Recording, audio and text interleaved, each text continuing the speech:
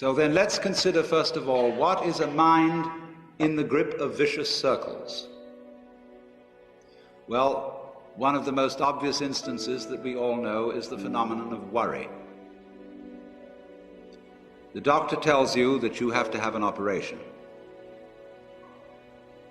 And that has been set up so that automatically everybody worries about it. But since worrying takes away your appetite and your sleep, it's not good for you.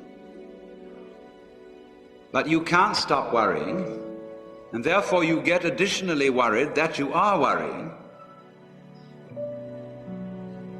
And then, furthermore, because that is quite absurd and you're mad at yourself because you do it, you are worried because you worry because you worry. That is a vicious circle. So now, can you allow your mind to be quiet? Isn't it difficult? Because the mind seems to be like a monkey, jumping up and down and jabbering all the time. Once you've learned to think, you can't stop. And an enormous number of people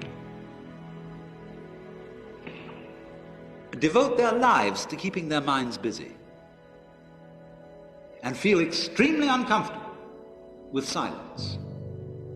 When you're alone, nobody's saying anything, there's nothing to do. There's this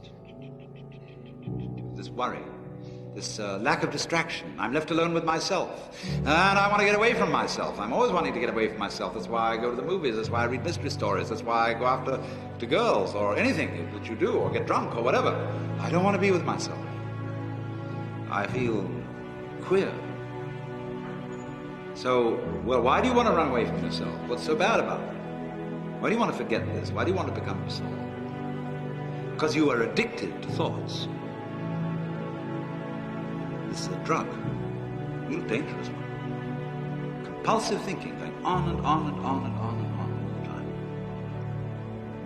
It's a habit.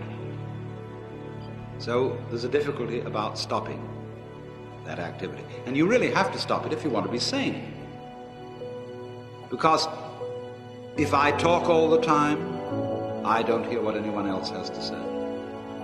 Then I'll end up in the situation of having nothing to talk about but my own talking. Or so in exactly the same way, if I think all the time, I won't have anything to think about except thoughts. So in order to have something to think about, there are times when you simply must stop thinking. Well, how do you do that?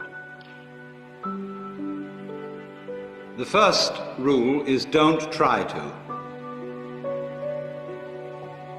Because if you do, you will be like someone trying to make rough water smooth with a flat iron. And all that will do will stir it up. So in the same way as a muddy, turbulent pool quiets itself when left alone, you have to know how to leave your mind alone.